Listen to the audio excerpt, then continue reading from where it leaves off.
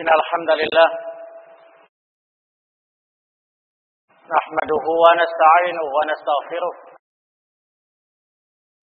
wa na'udzu billahi min shururi anfusina wa min sayyiati a'malina may yahdihillahu fala mudilla lahu wa may yudlil fala hadiya lahu.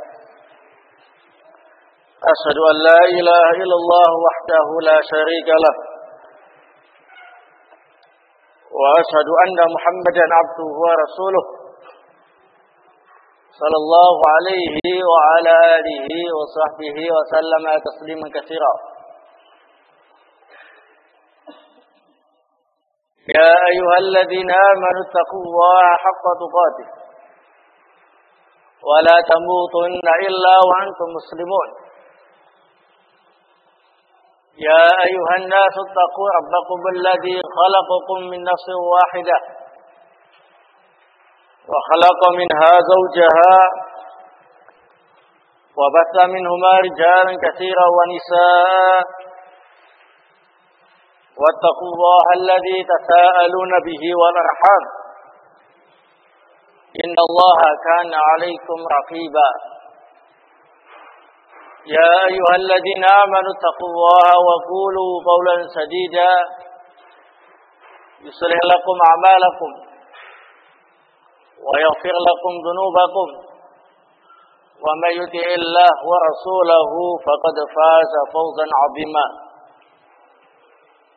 أما بعد فإن أصدق الحديث كتاب الله وخير الهدي هدي محمد صلى الله عليه وعلى آله وسلم وشر الأمور محدثاتها وكل محدثة بدعة وكل بدعة ضلالة وكل ضلالة في النار. Khanafitina a'azakumullah.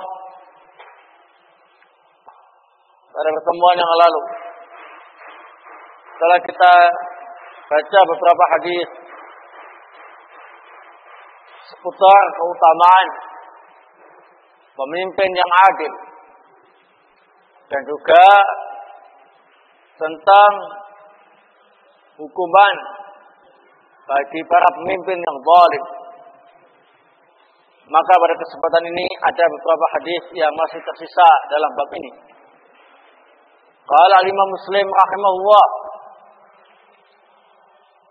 wa haddatsana Syaiban bin Farrukh haddatsana Abu al-Ashhab anil Hasan, telah menceritakan kepada kami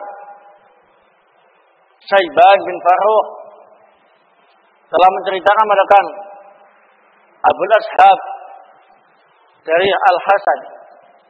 Qala Al-Hasan bercerita, ada Ubaidullah bin Ziyad Maqil bin Yasar al-Muzani fi maradihi alladhi mata fi. Suatu ketika Ubaidullah bin Ziyad menjenguk Maqil bin Yasar al-Muzani radhiyallahu taala anhu ketika beliau sedang sakit, yang saat itulah saat terakhir untuk merasakan hidup dunia, yakni setelah saat itu dia langsung meninggal dunia. Ubaidullah bin Ziyad menjenguk Maqil bin Yasar al-Muzani yang sedang sakit. Faqala Maqil, maka Maqil bin Yasar al-Muzani memberi nasihat kepada Ubaidullah bin Ziyad yang datang kepadanya. Inni muhaddithuka hadisan sami'tuhu min Rasulillah sallallahu alaihi wa ala alihi wasallam.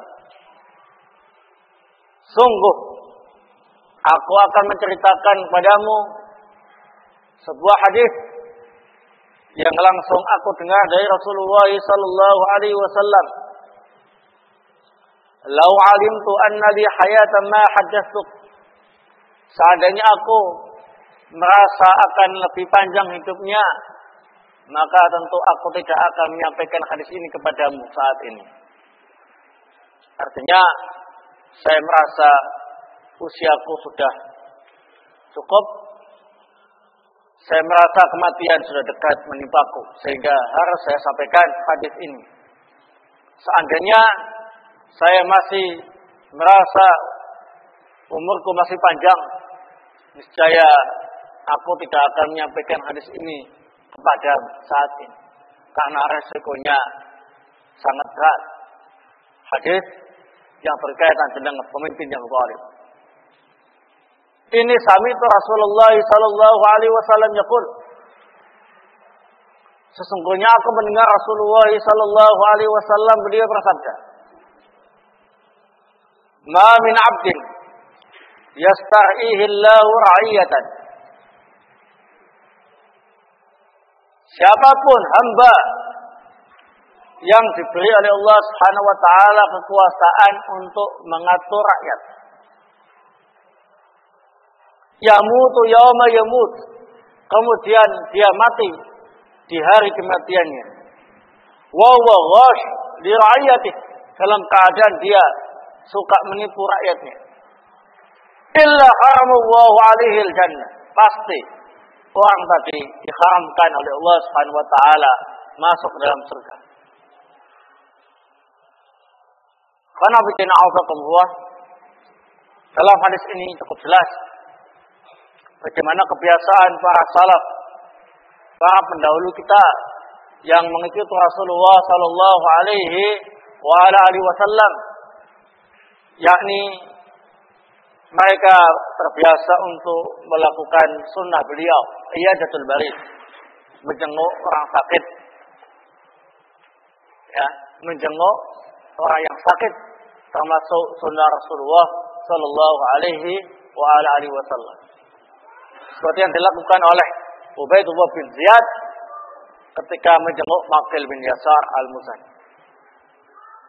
Kemudian, karena bitina auzakumullah, dalam hadis ini terdapat faedah tentang wajibnya menyampaikan ilmu dan larangan untuk menyembunyikan ilmu. Maqil bin Yasar al-Muzani radhiyallahu taala anhu, beliau mendengar hadis langsung dari Rasulullah sallallahu alaihi wasallam yang berkaitan dengan penguasa yang zalim, yang seandainya beliau sampaikan di saat beliau masih panjang umurnya, maka resikonya berat. Jadi dia akan terfitnah, dihukum, diancam oleh penguasa muslim yang zalim saat itu. Ya. Nah, oleh karena menyembunyikan ilmu termasuk perbuatan dosa besar, maka Maqil bin Yasar al-Muzani radhiyallahu taala anhu menyampaikannya di saat-saat akhir hidupnya. Kenapa? Setelah menyampaikan, mati, nggak ada resiko. Dia sangat bijaksana. Yang pertama, tidak sampai melakukan dosa besar, yaitu kitmanul ilm, menyembunyikan ilmu. Yang kedua, beliau mengetahui tentang bahaya yang akan menimpa dirinya apabila menyampaikan itu di saat masih panjang usianya. Gak kuat menahan fitnah, gak kuat menahan ujian berat dari penguasa yang zalim. Maka dipilihlah saat yang tepat, yakni di saat-saat beliau sakit parah yang setelah itu meninggal dunia. Nah, dalam hadis ini Rasulullah menyatakan, siapapun yang diberi oleh Allah Subhanahu wa taala kekuasaan untuk mengatur rakyat, jadi pemimpin, diberi kekuasaan menjadi pemimpin, kemudian dia sering menipu rakyatnya, maka ketika dia mati belum tobat, Allah Subhanahu wa taala haramkan surga atasnya. Yang ancaman yang cukup berat. Yang namanya penguasa yang zalim, kalau tidak dikatakan 100% suka menipu rakyat, ya sudah 99,9% suka menipu rakyat. Ancamannya diharamkan masuk ke dalam surga. Itu ancamannya cukup keras. Ya. Tentunya ini untuk penguasa muslim yang zalim. Yang kafir, walaupun dia disenangi ayatnya, tetap diharamkan masuk dalam surga untuk selama-lamanya. Abadah. Karena apa? Kekufurannya. Nah, ini penguasa muslim yang zalim, yang suka menipu rakyatnya, mati belum tobat dari penipuannya tadi itu, maka diharamkan masuk ke dalam surga oleh Allah Subhanahu wa taala. Berat, jadi pemimpin berat sekali. Nipu rakyat ancamannya ini. Tapi kalau adil, maka keutamaannya seperti yang disampaikan pada hadis yang lalu, akan dinaikkan di mimbar-mimbar dari cahaya di sisi Allah Subhanahu wa taala. Nah, karena bikin Allah dalam menyikapi hadis ini, kaum muslimin terbagi menjadi beberapa kelompok. Yang pertama ialah mereka yang mengikuti sunnah Rasul sallallahu alaihi wasallam, bahwasanya hadis ini adalah hadis yang tidak bisa kemudian kita jadikan sebagai dalil tentang kafirnya pelaku dosa besar. Ya. Menipu rakyat termasuk dosa apa? Besar, karena diancam haram masuk surga. Pengikut Rasulullah SAW yang betul-betul istiqamah, yakni ahlu sunnah wal jamaah, mereka menyatakan hadis ini bukanlah dalil bahwasanya pelaku dosa besar itu kekal di neraka atau haram masuk surga selama-lamanya. Ini hanyalah ancaman keras datang dari Rasulullah sallallahu alaihi wasallam. Mengapa demikian? Karena banyak sekali hadis-hadis yang lain ataupun ayat-ayat yang lain yang menyatakan mereka yang melakukan dosa besar tidaklah kekal di neraka dan masih disebut apa ini? Muslim. Ya, nah. Adapun orang-orang Khawarij, mereka menjadikan hadis ini sebagai dalil bahwasanya pelaku dosa besar itu kafir dan kekal di dalam neraka. Mereka mengambil sebagian hadis, di antaranya hadis ini, dan menolak dalil-dalil yang lain yang menyatakan ketidakkekalannya. Tidak mau menerima semua. Sehingga pemimpin-pemimpin yang suka menipu rakyat langsung dikafirkan oleh para khawarij, para pemberontak, dan dihalalkan darahnya. Halal darahnya. Boleh dibunuh. Baik tembak penggal lehernya, dibom atau yang lain. Halal darahnya. Ini termasuk penyimpangan dan kesesatan yang terbesar yang dilakukan oleh Khawarij, ya, mengkafirkan penguasa yang zalim hanya karena menipu rakyatnya.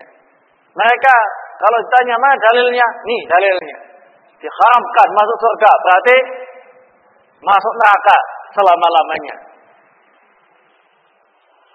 Kalau mereka yang mendengar pernyataan ini belum tahu dalil-dalil yang lainnya, niscaya akan membenarkannya. Riwayat Imam Muslim. Tapi Ahlussunnah wal Jamaah, mereka menerima semua dalil-dalil yang sahih dari Al-Quran wa Sunnah, kemudian menjadikan ini satu, bahwasanya ini hadis ialah ancaman yang keras, ya, termasuk wa'idun syadid bagi yang menipu rakyat kalangan penguasa, tetapi tidak menyebabkan mereka keluar dari Islam, tetap Muslim dan tidak kekal di neraka. Ya, nah, sehingga Ahlussunnah wal Jamaah menyatakan bahwa orang yang melakukan dosa besar itu tidaklah kekal di neraka, tetapi tahta masyiatillah. Kalau diampuni oleh Allah Subhanahu wa taala, dia langsung masuk surga. Kalau tidak diampuni, diadab di neraka untuk menebus dosa-dosanya. Wa ala kulli halin, karena bitina a'udzubillah, apapun keadaannya, hadis ini adalah ancaman keras bagi pemimpin-pemimpin muslim, khususnya yang zalim, yang suka menipu rakyat. Ya, diancam tidak akan masuk surga untuk pertama kali, yakni harus diadab di neraka. Nah, baik. Kemudian dalam riwayat berikutnya, haddatsana Abu Ghassan al-Misma'i wa Ishaq bin Ibrahim wa Muhammad bin al-Musanna. Qala Ishaq akhbarana wa qala al-akharani haddatsana Mu'ad bin Hisham. Haddatsani Abi an Qatadah an Abi al-Mulayh anna Ubaidullah bin Ziyad dakhala ala Maqil bin Yasar fi maradihi. Faqala lahu Maqil, inni muhaddithuka bi haditsin laula anni fil mauti lam muhaddithuka bi.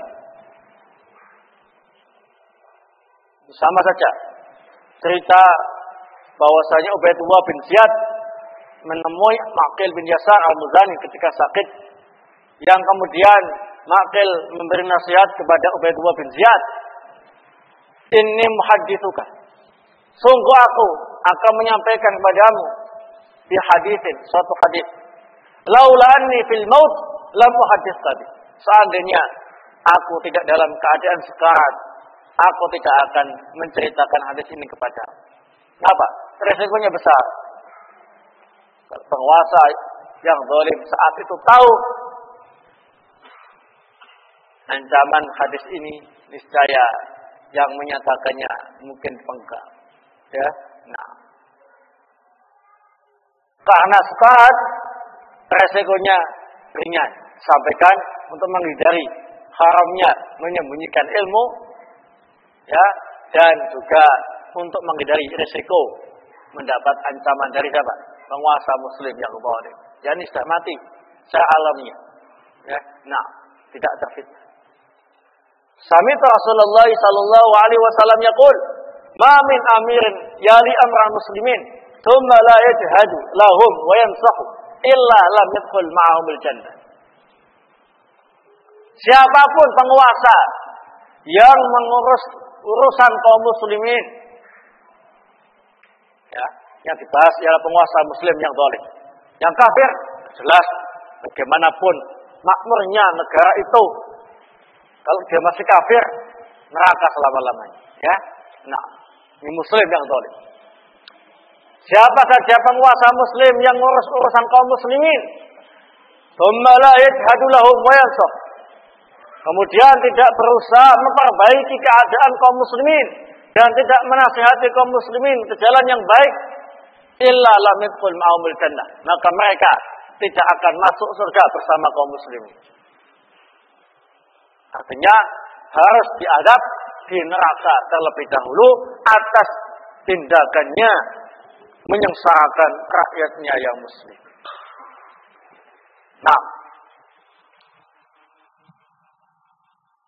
kemudian hadis berikutnya, haddatsana Syaiban bin Farrukh, haddatsana Jarir bin Hazim, haddatsana Al-Hasan anna A'id bin Amr wa kana min ashabi Rasulillah sallallahu alaihi wasallam dakhala ala Ubaidullah bin Ziyad. Telah menceritakan kepada kami Syaiban bin Farrukh, telah menceritakan kepada kami Jarir bin Hazim, telah menceritakan kepada kami Jarir bin Hazim, telah menceritakan kepada kami Al-Hasan. Al-Hasan menceritakan an A'id bin Amr, bahwasanya A'id bin Amr makana min ashabi Rasulillah sallallahu alaihi wasallam, beliau termasuk sahabat Rasulullah sallallahu alaihi wasallam. Dakhala ala Ubaidullah bin Ziyad, pernah menemui Ubaidullah bin Ziyad. Siapa Ubaidullah bin Ziyad? Penguasa muslim saat itu, yang ketika Maqil bin Yasar al-Muzani sakit dijenguk, ya, kemudian disampaikan nasihat langsung kepada penguasa saat itu, tapi dalam kondisi empat mata, ya, terus mati. Sehingga walaupun Ubaidullah bin Ziyad marah, Ma'qil bin Yasar al-Muzani apa? Sudah mati. Disampaikan nasihat. Nah ini sahabat yang lain yang bernama A'id bin Amr radhiyallahu taala anhu dalam keadaan sehat, enggak sakit, sekarat, menemui langsung penguasa muslim saat itu, yakni Ubaidullah bin Ziyad. Faqala A'id bin Amr, sahabat Rasulullah sallallahu alaihi wasallam, menasihati, "Ai bunayya, wahai anakku." Ya, soalnya memang masih muda Ubaidullah bin Ziyad. Sementara A'id bin Amr adalah termasuk sahabat yang akhir matinya, ya, termasuk generasi sahabat yang akhir matinya. Sehingga sudah sepuh. "Ai bunayya, wahai anakku, inni sami'tu Rasulullah sallallahu alaihi wasallam yaqul." Sungguh aku mendengar Rasulullah sallallahu alaihi wasallam pernah bersabda, "Inna syarri'i al-hutab." Sesungguhnya sejahat-jahat, sejelek-jelek penguasa ialah al-hutamah. Yakni penguasa yang kasar dan bengis terhadap rakyatnya. Fa'iyyaka an takuna minhum, maka hendaknya engkau jangan menjadi seperti penguasa itu. Ubaidullah bin Ziyad, Ubaidullah bin Ziyad penguasa, ya, dinasihati. Sejahat penguasa, sejelek-jelek penguasa ialah yang bersikap bengis dan keras terhadap rakyat. Maka kamu jangan seperti penguasa model itu. Faqala lahu, maka Ubaidullah bin Ziyad pun berkata kepada siapa ini? A'id bin Amr, sahabat Rasulullah. Ijlis, dudukkan. Ya, nadanya suka agak emosi. Duduk. Fa innama anta min nukhalati ashabi Muhammadin sallallahu alaihi wasallam. Kamu ini cuma sisa-sisa kotoran sahabat Muhammad sallallahu alaihi wasallam. Sahabat-sahabat yang senior sudah meninggal. Kamu ini sisa-sisa kotorannya sahabat Rasulullah sallallahu alaihi wasallam. Amatiran, berani-beraninya ngomong semacam itu. Faqala, maka A'id bin Amr mengatakan, wa hal kanat lahum nuqala? Apakah ada kalangan sahabat yang merupakan orang-orang yang kotor? Apa ada? Orang yang jelek, yang rendahan. Ya. Innama kanatin nukhala ba'dahum wa fi ghairihim. Kotoran atau sesuatu yang rendahan itu hanya terjadi di generasi setelah sahabat atau selain sahabat. Nah, hadis ini dan hadis sebelumnya terdapat faedah. Di samping ancaman keras bagi penguasa muslim yang zalim, ya, akan diancam dengan neraka dan diharamkan masuk surga untuk pertama kali. Artinya harus diadab dulu di neraka bila Allah menghendaki. Faedahnya ialah cara menasihati penguasa muslim yang zalim. Baik yang dilakukan oleh sahabat Ma'qil bin Yasar al-Muzani ataupun sahabat A'id bin Amr radhiyallahu ta'ala anhuma, sama-sama apa ini? Sirran wala alaniyah. Tidak di depan umum, tapi apa ini? Secara rahasia. Ya, kalau Ma'qil bin Yasar al-Muzani dikunjungi penguasanya, Ubaidullah bin Ziyad, dinasihati, empat mata, terus mati. Sengaja, yang ngaku, seandainya saya masih lama hidup, saya nggak mau menyampaikan ini di hadapan kamu, takut. Ya. Tapi saya mau mati, saya sampaikan saja. Ya. Nah, untuk menghindari larangan menyembunyikan ilmu. Termasuk Ali bin Amr radhiyallahu taala anhu yang masih sehat bugar, berani menegur resiko. Menasihatinya juga tidak di depan umum, tapi apa? Empat mata. Langsung didatangi itu penguasa. Ubaidullah bin Ziyad datang. Langsung disodok dengan hadis ini. Ya. Tidak mengatakan Anda penguasa yang zalim, tidak. Tapi dengan hadis nasihat. Inna syar'a al-khutamah. Sejelek-jelek penguasa ialah yang bengis, yang kasar terhadap rakyat. Fa'iyyakan takuna minhum. Maka saya harap Anda jangan seperti mereka. Nah,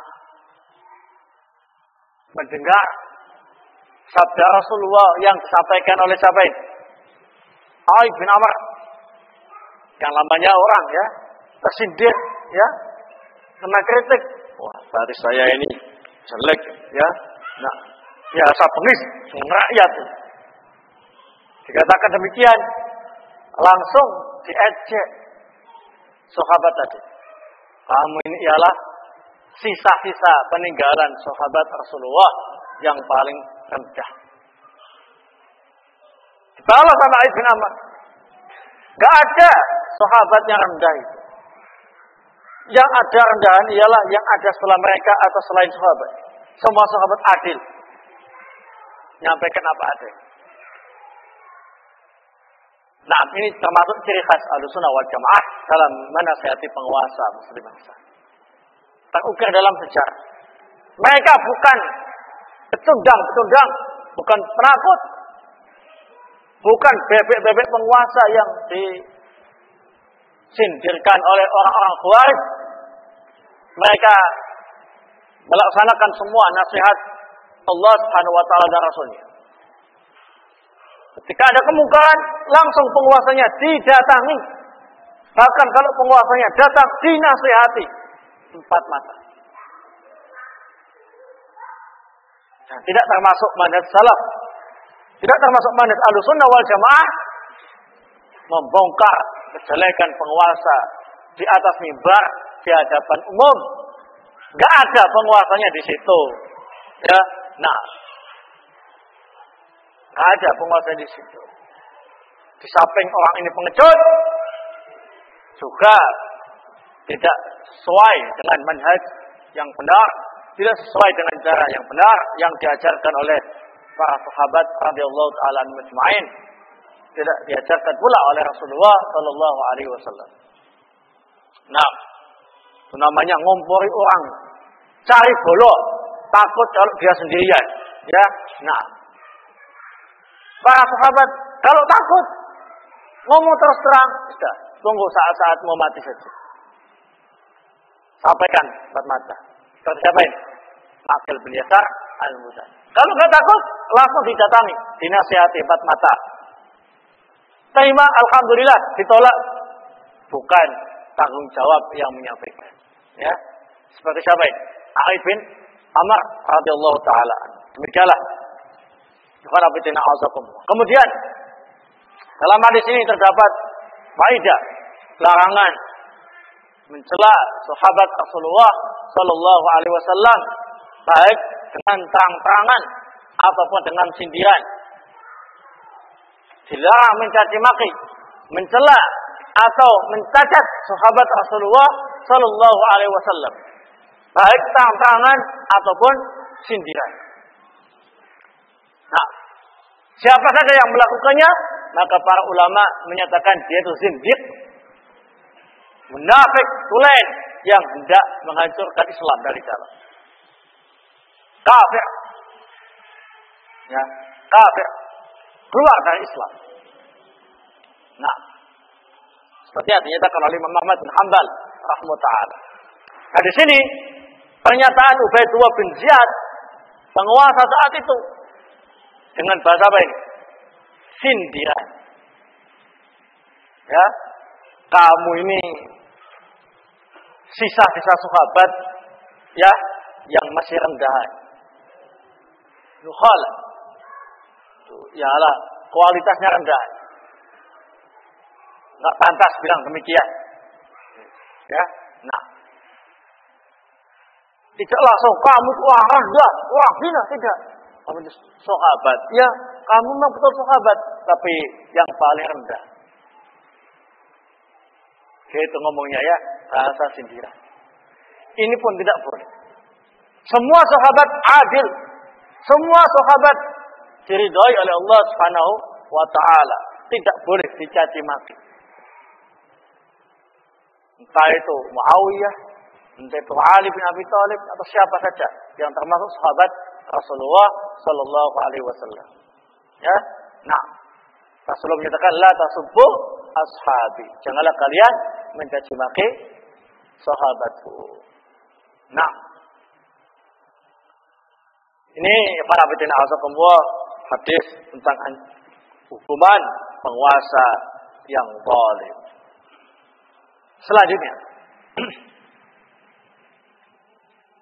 babu ghaladi tahrimil ghulul. Bab larangan keras atau haram yang sangat perbuatan al-ghulul, yakni al-khiyanah. Khianat. Secara umum al-ghulul dipakai untuk khianat dalam segala hal.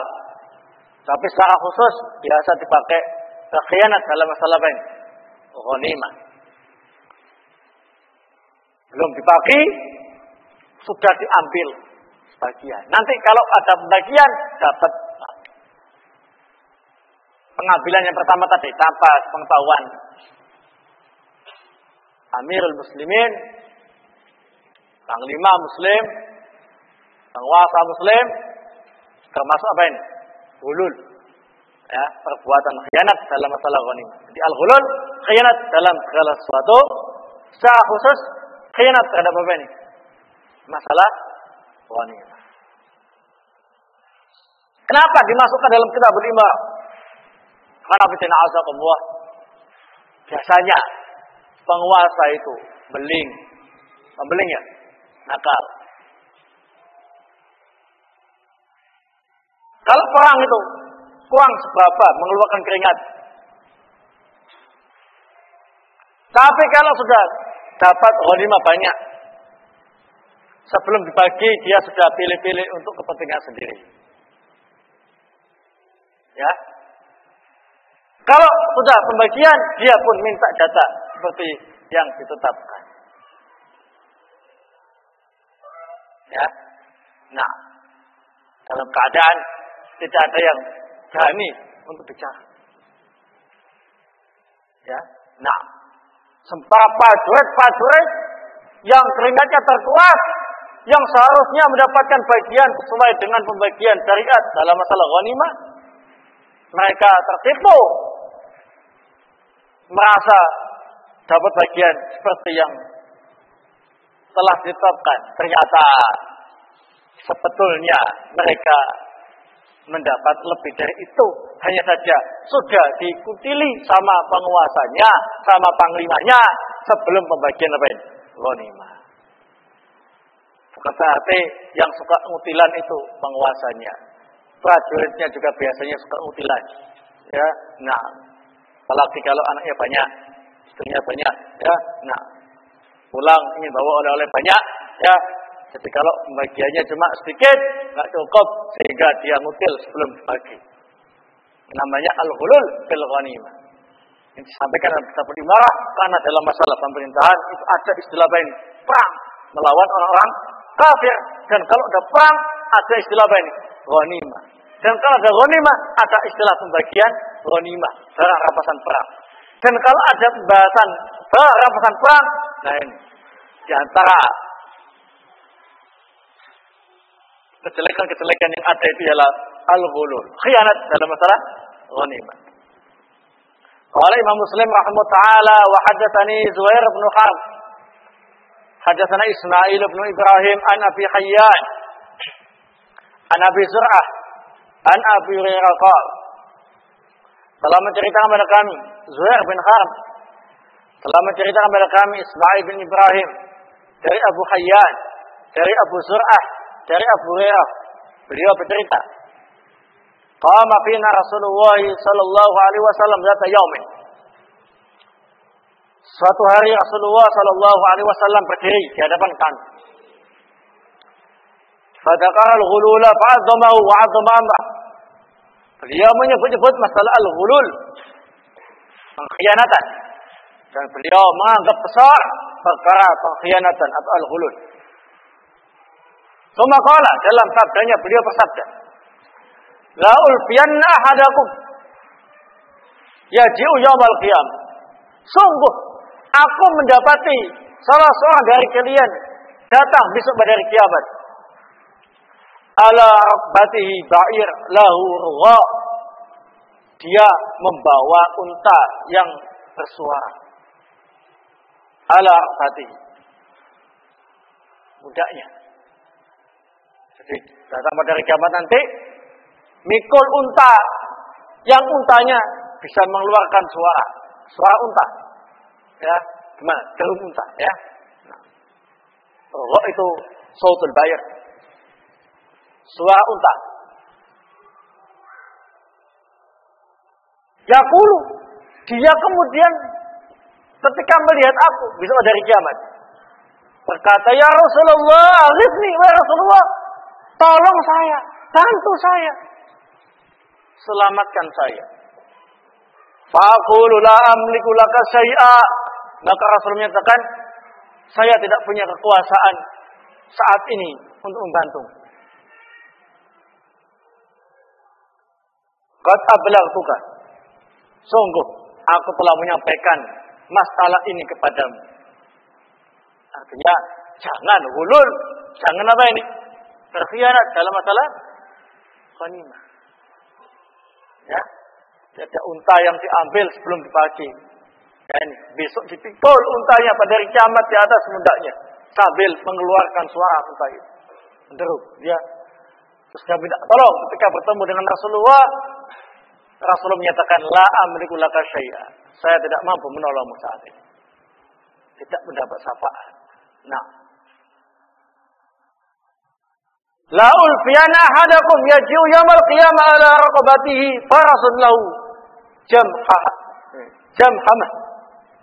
Sungguh aku mendapati salah seorang dari kalian pada hari kiamat nanti akan datang.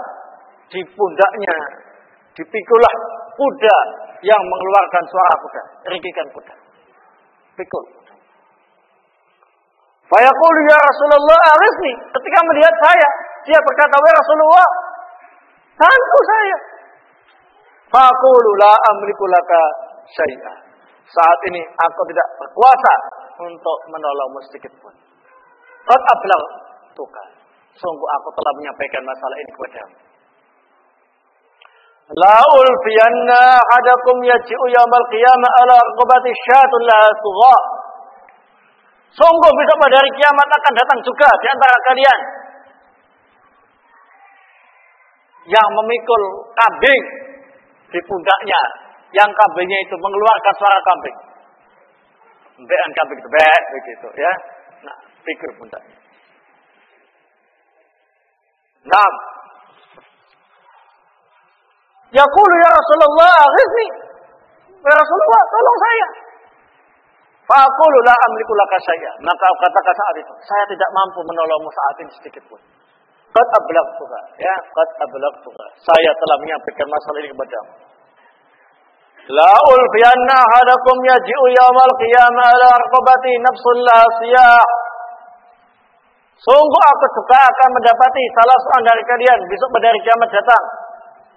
Di pundaknya dipikul makhluk, ya, nafsun, itu makhluk yang bernyawa, lasiyah, yang mengeluarkan suara teriakan, yakni selain kambing, ya, nah hewan-hewan yang lain selain kambing. Fayaqulu ya Rasulullah aghithni. Dia menyatakan, ya Rasulullah, bantu saya. Faqulu la amliku laka syai'a qad ablaghtuka. Nah, saya tidak mampu menolongmu sedikit pun, dan saya telah menyampaikan ini kepadamu.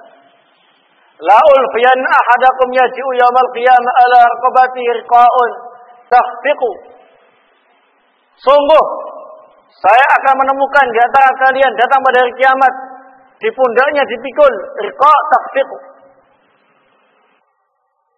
Nah, fayaqulu ya Rasulullah aghithni fa'aqulu la amliku laka syai'a. Memikul riqa di pundaknya. Nah, yakni semacam apa namanya itu perang, ya. Riqa takhfiqu yang mengeluarkan suara juga. Maka dia berkata, "Wahai Rasulullah, bantu aku." Aku mengatakan, "Aku tidak bisa membantumu sama sekali saat ini. Sungguh aku telah menyampaikan ini kepadamu. La ulfiyan ahadakum yaji'u yawmal qiyamah ala raqabati shamit." Aku juga akan mendapati salah seorang dari kalian datang pada hari kiamat di atas pundaknya membawa shamit. Yang emas atau perak, perhiasan. Shamit itu nama lain dari emas atau perak. Fayaqulu ya Rasulullah aghisni. Dia berkata, "Ya Rasulullah, tolong saya." Faqulu la amliku laka syai'a qad ablaghtu. Saya tidak mampu menolongmu sedikit pun. Sungguh aku telah menyampaikan ini kepadamu. Ini semua ialah contoh barang-barang yang biasa menjadi barang ghanimah. Hewan, ternak, emas, perak, ataupun senjata atau yang lain. Bukan berarti yang ngutil selain atau yang berkhianat selain barang-barang tadi tidak mendapat hukuman. Semuanya dapat hukuman. Ini sekitar apa ini? Ala sabilil misal, contoh saja. Tentang haramnya al-ghulul, berkhianat dalam masalah apa ini? Ghanimah, dan termasuk dosa besar. Disebutkan dalam kitab Imarah, karena yang biasa berkhianat dalam masalah ini, kalau enggak penguasanya, ya prajurit. Ya, nah, besok pada hari kiamat akan dihukum oleh Allah Subhanahu wa taala. Kemudian dalam hadis ini terdapat faedah bahwa al-jaza min jinsil amal. Balasan itu sejenis apa? Amalnya. Kalau dulu berkhianat dalam masalah ghanimah, ngambil unta, besok hukumannya ialah gendong unta terus pada hari kiamat. Untanya. Sambil diadab. Nah, kalau seandainya yang diambil itu tank, begitu ya. Pikul tanknya. Al-jaza min jinsil amal. Demikian. Termasuk barang yang lain yang diambil belum dibagi, termasuk al-ghulul, dan akan dibalas semacam itu oleh Allah Subhanahu wa taala. Namanya apa ini? Al-jaza min jinsil amal. Balasan itu jenis apa ini? Amalnya. Ambil ayam, ya mikul ayam nanti pada hari kiamat sambil diadab. Sambil diadab. Jangan bilang enteng ayam saja kok. Dipikul. Diketahui oleh banyak orang kalau dia itu pengkhianat yang suka ngambil barang ghanimah sebelum dibagi sambil diadab di neraka. Waliyadzubillah. Kemudian dalam hadis ini terdapat faedah yang lain tentang masalah istighatsah, minta bantuan. Ya. Al-istighatsah ini ikhwanabitina'azakumullah ada yang jaizah, ada yang mamnu'ah. Ada yang boleh, ada yang dilarang. Istighatsah yang dibolehkan itu ialah apabila minta bantuannya kepada yang masih hidup, yang hadir di situ dan mampu memberi apa ini? Bantuan. Yang terlarang ialah sebaliknya. Berarti minta bantuan kepada orang yang telah mati, termasuk syirik. Ya. Nah. Ada juga yang termasuk terlarang karena caranya, bukan karena siapa yang dimintai bantuan. Yakni seperti istighatsah masal, sama-sama begitu ya. Istighatsah masal itu termasuk istighatsah mamnu'ah yang tercela karena kaifiyatnya, caranya, bukan siapa yang dituju. Kalau yang diminta ialah Allah Subhanahu wa taala, maka benar. tujuannya itu minta kepada Allah Subhanahu wa taala. Tetapi caranya tidak sesuai dengan sunnah Rasul sallallahu alaihi wasallam. Ini masalah istighosah. Baik. Selanjutnya. Qala al-Imam Muslim rahimahullah taala, bab tahrimi hadaya al-ummal. Bab haramnya hadiah untuk para pegawai pemerintah atau yang sejenisnya. Haddatsana Abu Bakar bin Abi Syaibah. Telah mencerita kepada kami Abu Bakar bin Abi Syaibah, wa Amr an-Naqid, wa Ibnu Abi Umar, dan Amr an-Naqid, dan juga Ibnu Abi Umar. Wa lafdhu li Abi Bakar, lafadznya milik Abu Bakar. Qalu, mereka semuanya berkata, haddatsana Sufyan. Telah mencerita kepada kami Sufyan bin Uyainah an-Zuhri, dari Az-Zuhri, an-Urwah, dari Urwah, an Abi Humaid as-Sa'idi, dari Abu Humaid as-Sa'idi. Qala, ia berkata, Abu Humaid as-Sa'idi rahimahullah taala bercerita, sahabat Rasulullah sallallahu alaihi wasallam, istamala Rasulullah sallallahu alaihi wasallam rajulan minal asdi. Rasulullah pernah mengangkat laki-laki dari al-asdi, ya, suku Asdi, ya, untuk menjabat sebagai amil zakat, ya, sebagai pegawai resmi, ya, pemerintah, amil zakat. Yuqalu lahu Ibnu Lutbiyah. Dia lebih terkenal dengan panggilan Ibnu Lutbiyah. Namanya siapa? Ibnu Lutbiyah. Qala Amr wa Ibnu Abi Umar ala sadaqah. Amr dan Ibnu Abi Umar menyatakan diangkat sebagai amil sedekah, itu amil zakat. Tugas untuk memungut zakat di daerah-daerah, ya. Falamma qadima qal, tatkala dia datang menghadap Rasulullah, dia laporan pertanggungjawaban. Hadza lakum wa hadza li. Ini hasil zakat yang saya pungut untuk Baitul Mal, ya, untuk umat. Yang ini milik saya. Dia li, saya dikasih hadiah sama seseorang, ya. Nah, ya, termasuk bagian zakat ini, ya, saya dikasih khusus ini, ya, nggak saya sampaikan, nggak saya kasihkan ke Baitul Mal. Wong saya dikasih hadiah, ya. Nah, qala faqama Rasulullah sallallahu alaihi wasallam ala mimbar. Maka Rasulullah langsung naik mimbar. Fahamidallahu wa asna alaihi, memuji Allah dan bertahmid kepada Allah Subhanahu wa taala. Langsung beliau berkhutbah. Wa qala ma balu amil ab'atuhu fayaqul hadza lakum wa hadza udiyali. Apa-apaan ini? Ada pegawai yang saya utus untuk memungut zakat.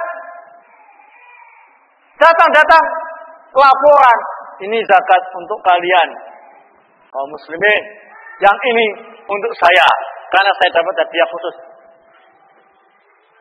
Afala qa'ada fi baiti abihi aw fi baiti ummi hatta yanzur ayuda ilai amla.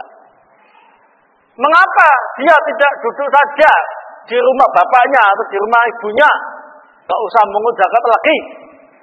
Coba lihat apakah nanti ada orang yang datang ngasih hadiah dia atau tidak. Ya. Artinya seandainya dia bukan amil, kemudian duduk di rumah bapaknya atau rumah ibunya, tidak keliling, lihat apakah ada yang memberi hadiah pada dia atau tidak. Kalau ada yang ngasih hadiah, padahal PN. Gitu. Kalau enggak, nah itulah sebabnya dia dapat hadiah. Karena apa? Sedang melaksanakan apa ini? Tugas tadi. Padahal tugasnya ialah ngambil zakat, bukan ngambil hadiah. Untuk umat, bukan untuk dirinya. Dan dia juga sudah digaji, ya. Nah, walladzi nafsu Muhammad biyadih, demi zat yang diri Muhammad ada di tangannya. La yanalu ahadum minkum minha syai'a illa ja'a fi yaumil qiyamah yahmiluhu ala uluqih demi Allah, demi zat yang diri Muhammad ada di tangannya, kalau sampai di antara kalian ada yang mengambil hadiah disebabkan karena dia tadi sedang jadi pegawai yang melaksanakan tugas, maka besok pada hari kiamat dia akan membawa hadiahnya tadi di atas apa ini? Punuknya, lehernya. Ba'irun lahu rugha, baik hadiahnya unta yang bersuara, au baqarah laha khawar, atau sapi yang bersuara, au syatun cair, atau hewan kambing yang bersuara. Tsumma rafa'a yadayhi, kemudian beliau mengangkat kedua tangannya, ya, mendoakan semacam itu. Hatta ra'ayna kufrata ibtai, sampai kami melihat putih kedua ketiak beliau. Tsumma qala Allahumma hal ballaghtu maratain. Ya Allah, bukankah aku sudah menyampaikan? Bukankah aku sudah menyampaikan dua kali? Dalam hadis ini, para ulama menyatakan, dan ini ijma ulama, bahwasanya haram seorang pegawai resmi, ya, untuk mengambil hadiah di saat tugas untuk kepentingan dirinya. Ya, nah, tugas pemungut zakat ya sudah mengambil zakat. Kalau ada yang ngasih hadiah, masuk baitul mal, tidak masuk kantongnya. Kenapa? Dia dapat hadiah karena tugasnya itu. Seandainya dia tidak sedang tugas, duduk di rumah, mungkin tidak dapat hadiah. Seandainya dapat, berarti bukan karena tugas, tapi karena masalah pribadi, tidak sedang dinas, sulai lagi. Itu termasuk boleh menerima hadiah. Berarti haram menerima hadiah. Ngasih hadiah sunnah, menerima juga apa ini? Dibolehkan. Tetapi khusus kalau menerima hadiah saat dinas, haram hukum. Termasuk beriswa, suap. Bahkan sebagian ulama menyatakan membuka pintu-pintu riba. Kenapa riba? Gajinya sudah penuh, kita balas dengan apa? Hadiah. Riba, ya. Nah, karena tambahannya merupakan sesuatu yang haram, maka bukan tambahan yang barokah, tapi malah petaka. Paham ya? Contoh Anda ditugaskan dinas, ya, untuk belanja bangunan misalkan, ya kan? Belikan semen 1.000 sak. Bawa uang. Yang namanya toko bangunan, semennya langsung dibeli 1.000 sak, cash lagi, seneng. Tadi perwakilan panitia panggil. Terima kasih Anda beli di sini, ya. Ini untuk Anda, hadiah Anda. Nggak boleh, haram. Ya, seandainya diambil, dimasukkan dalam kas untuk pembangunan, nggak apa-apa. Bantuan takul bangunan tadi ke pihak bangunan, panitia bangunan. Tapi kalau diterima oleh mereka yang sedang dinas tadi, nggak boleh. Kenapa? Dia sudah dikasih untuk beli. Hati-hati, kawan, ya. Termasuk pegawai negara, menteri-menterinya, aparat-aparat negara, dari mulai menteri sampai aparat desa yang sudah dapat gaji bulanan penuh, maka dalam bertugas ya sudah layani saja tugas itu. Kalau sampai mengambil hadiah dari tugasnya tadi, berarti termasuk melakukan perbuatan yang haram. Paham ya? Oke. Jelas. Alangkah banyaknya yang semacam ini. Tapi respon apa? Ya kalau orang sini bilang korupsi, ya ini korupsi itu. Nggak boleh, ya. Nah, usah dikasih kok, ya terimaan, tapi masukkan kas negara, bukan kas kantongmu. Itu baru tidak korupsi, bantu negara. Gitu. Kan begitu. Tapi kalau tidak sedang dinas, tidak sedang menjabat atau melaksanakan tugas, kasih hadiah teman sebagai seorang teman, bukan antara rakyat dan atasan, tapi sama teman yang lama nggak ketemu, tak kasih hadiah HP, nggak masalah. Tapi ini antara rakyat sama petugas-petugas, pegawai-pegawai negara, jangan. Mereka sudah dikaji, ya. Nah, dan mereka harus tahu. Dan yang tahu sedikit, ingatin ancamannya. Semua hadiah-hadiah di saat mereka dinas untuk pelicin atau yang lain akan mereka pikul di leher mereka pada hari kiamat sambil diadab di neraka. Waliyadzubillah. Ya, ngerti maksudnya? Dilarangan mengambil hadiah dari para pegawai di saat dinasnya. Ya, nah. Kemudian dalam hadis ini juga terdapat faidah yang lainnya. Tentang sahnya zakat seseorang yang diserahkan kepada amil yang ditunjuk oleh pemerintah, dan itulah hukum asal. Walaupun seandainya diambil sendiri oleh amil itu, tidak diserahkan kepada pemerintah, atau diserahkan ke pihak yang memang tidak berhak menerima zakat, zakatnya tetap sah dan tetap berpahala. Yang dosa ialah ya amil-amil pemungut zakat itu. Ya, nah. Kemudian faedah yang lainnya dari hadis ini menunjukkan bahwasanya Allah Subhanahu wa taala itu memiliki sifat al-ulu, maha tinggi. Berada sifat yang tinggi dan maha tinggi. Terbukti Rasulullah SAW mengangkat kedua tangannya ke langit sambil menyatakan Allahumma al-balagh, ya Allah, sudahkah aku menyampaikannya? Tapi Allah di atas. Ya. Nah.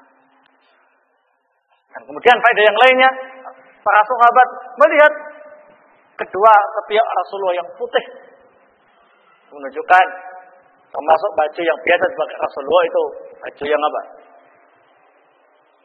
Nah, kalau orang sini bilang baju gamis Maroko itu ya. Nah, ya. Kalau gini kelihatan gitu ya. Nah, cuma nggak tahu putih apa tidak. Allah Taala. Kalau Rasulullah tiaknya putih, ya, termasuk sifat tubuh Rasulullah Sallallahu Alaihi Wasallam. Nah, adapun hadis yang lainnya tentang masalah ini sama, ya, tentang larangan seorang pegawai mengambil hadiah di saat melaksanakan tugasnya atau dinas, ya. Nah, Allah Ta'ala a'lam bis-shawab. Ini ada pertanyaan. Yang pertama, bagaimana bila pimpinan yang memberi hadiah karena tugas yang baik, apa sama dengan tunjangan? Ya, kalau ini nggak apa-apa, ya, tunjangan. Nggak masalah, ya. Prestasi, wah ini, pegawainya bagus, dinaikkan gajinya, kasih hadiah supaya tugasnya lebih bagus, nggak apa-apa, lagi. Iya. Nah, jelas kan? Tadi ambil hadiah dari mana? Dari masyarakat, ya, nggak dikasih hadiah sama Rasulullah, tidak. Dan Rasul bilang, ini bagiannya Rasul, ini milik saya kasih hadiah, ini saya, ini jelas itu pilih kabeh. Nah, kamu duduk saja di rumah bapakmu atau ibumu, ya, nanti kamu tunggu. Adakah yang ngasih hadiah sama kamu? Kalau ada ya PN, kalau nggak ada berarti kamu tadi benar-benar memanfaatkan tugasmu untuk mengambil sebanyak mungkin hadiah dari masyarakat. Ya. Nah, khamkum. Apa bagian yang diperoleh oleh amil dari zakat dan dari mana bagian yang didapat? Nah, tidak ada ketentuan. Dilihat keadaan.